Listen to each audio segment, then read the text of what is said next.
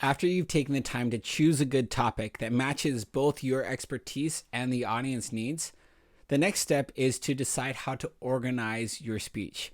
Your organization is important because it builds credibility, it helps your audience process information in a way that is appropriate for them, and it helps you to deliver your message in a way that meets your purpose, either to inform or to persuade. The first step is to identify what your key points are. What are the main things that you need to get across? The thing I like to think about during this process is, where do I want my audience's mind to be at the end of my speech? And then I work backwards. What steps do they need to take to get to that end point? That helps me to see how to progress. Okay? So 2 processes to help with this are chunking and mind mapping. Chunking is simply where you take content from your speech and to put it into categories to help you see how it works together. So you might start an Excel sheet and just put together different columns of information based off of how it flows together from your research. The other, I think, more common route would be mind mapping. This is where you simply start with circles and you sort of diagram how the concepts connect to one another. You might find that one concept connects to 3 or 4 different topics, whereas this other topic sort of stands by itself and only connects to one other thing. This can help you get a better idea for how the information should go together. Even though you may not ever come back to these mind maps, or you might not use them in the delivery, they help you as a speaker gain a general perspective of how everything works together, so that when you present, you can present it in a way that is useful for your audience. The next thing to consider is how many main points you have. Now remember, you have a general purpose, either to inform or to persuade or to teach, or whatever your general purpose is. Then you have your thesis, which is a very specific intent, what you're trying to accomplish. But then within that, you might have a couple of subpoints, subcategories that help you to accomplish those broader goals.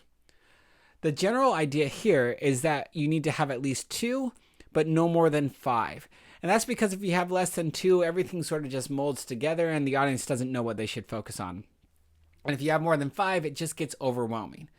You really want to give your audience a couple of key points that they can leave remembering, so that they can understand your overall purpose. So the general rule is to have at least 3. That's typically what we'll shoot for in this class, is to have 3 main points for each of our speeches. Now keep in mind that we have rules, but rules can be broken as long as they're done on purpose. If you break the rule unintentionally, it's going to be bad.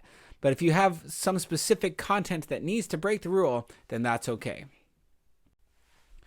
So let's talk real quick. We'll just review our thesis statement. Remember, your purpose statement is telling your overall goal, but your thesis statement is summarizing your overall message into one sentence, that single declarative sentence that we talked about. Remember, at the end of your speech, or actually throughout your entire speech, your audience should be able to summarize in their own words what your thesis statement is. That's how clear it should be. Often speakers speak so fast, or they get distracted by their story or other things, that they're not clear in their delivery of their thesis. So be comfortable taking a time and pointing out very clearly to your audience, this is my thesis. So here's an example of a speech.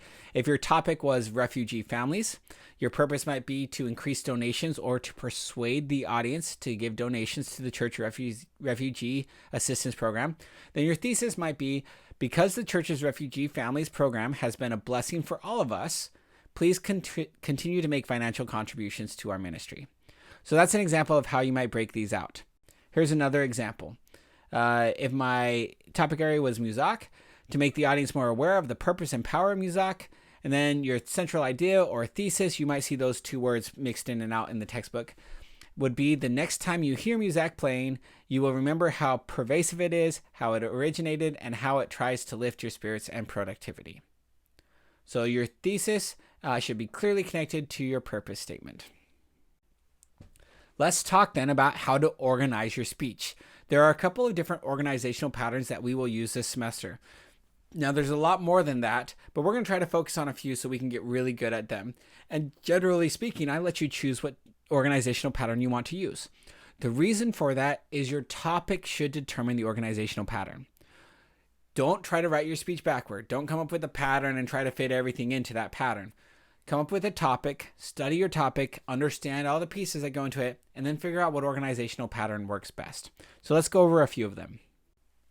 A categorical arrangement is simply where you arrange your speech into a couple of different categories. So if my overall topic was to teach about the Shakers to inform my audience about them, I've got my central idea or my thesis. My key points might be the origin, the core beliefs, and then some Shaker inventions. So that way I'm categorized just by general categories that allow my speech to flow smoothly. This one is honestly not my favorite style. It tends to be a little bit simplistic, and it doesn't help the audience move in a very sequential pattern. A more effective one might be sequence and time. This is where you organize your speech based off of how a process unfolds.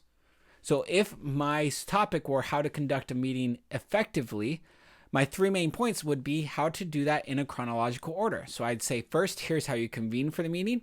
Second, here's how you follow the agenda. And third, here's how you end the meeting and do some follow-up items. So it makes sense logically. It wouldn't make sense if I went in and my first main point was, here's how you end a meeting. And my second point was how to start a meeting. It just wouldn't make sense chronologically. So this one tends to work well when you're teaching processes. So maybe you're doing a how-to speech. Here's how to do this. It tends to work when you talk about historical things. I want to tell you historically how something happened, and you need to follow the sequential pattern. Position and space is also useful if you're talking about an object or something that needs to be described. So position and space is where you pattern your speech based off of how something flows. The basic example I like to use for this is building a house. Right? If I'm giving a tour of a house or I'm building a house, I'm going to follow a specific pattern. You don't start by building the roof and then building the walls and then building the foundation. You have to go in order. So you start with the foundation, then you build the walls, and then you build the roof. Or if you're giving a tour of your house, you start at the front door and then you walk through the living room and then the kitchen. It wouldn't make sense to take them up to the master bedroom first and then come back down to the kitchen. You want to follow a pattern. And so if you're describing an object, space arrangement can be very useful to help the audience mind flow to the right parts to understand what you're talking about. When we get to more persuasive topics, the problem-solution arrangement is going to be very useful. This is where you explain a problem that exists, and then you explain a solution to try to get your audience to jump in on that solution. Pretty straightforward. We'll also talk later on about the problem-cause solution, which is where you explain a problem, you explain what's causing that problem, and then you explain how your solution helps fix the cause of the problem. Cause and effect is another simplistic style of arranging a speech that is not used very commonly, but is simply where you're trying to show how something causes another. So it can be useful, again, with persuasive speeches when you're trying to show that something causes another, and therefore we should focus on that cause and try to change that cause, but probably will not be used this semester. Another arrangement style that we won't typically use, but I want to make you aware of because you may use it in other classes when you're giving speeches on maybe some scientific experiences that you've given, or if you were to take your research to an academic symposium. Here you would basically follow, again, the arrangement in terms of time for how the speech unfolds. So you explain what the research question is, you'd explain previous research, you describe your methods for studying the topic, you describe your analysis, and then you would discuss the key implications of your research. And those five categories, that's common across disciplines. So pretty much everybody, when talking about research information, uses those 5 patterns. We won't do that in this class, but I wanted to make you aware of it. Another style that I want to make you aware of that is vastly different from the others is what we would call a narrative arrangement. This is a story. Rather than telling a speech in terms of one main point, then another main point, then another main point, you're telling it in more of a flowing story. You're telling a story, and as you're telling the story, you're hoping to teach the audience something. Okay? So you're telling a story with a broader purpose. So rather than having main points, this story pattern simply tries to accomplish a couple of main things. One, it should have a narrative arc, meaning it pulls the audience in, it leads them to some sort of climax and a resolution at the end. Your narrative should have characters, it should have setting, and it should have some sort of moral at the end. We're going to spend a whole section on this because I want you to understand how to give narrative speeches. Once you have figured out what pattern, then you need to start outlining your speech. There's three main outlines. The preliminary outline is more what you would do like at a coffee table when you're writing on the napkin. You're just getting a general idea of how things are going to flow.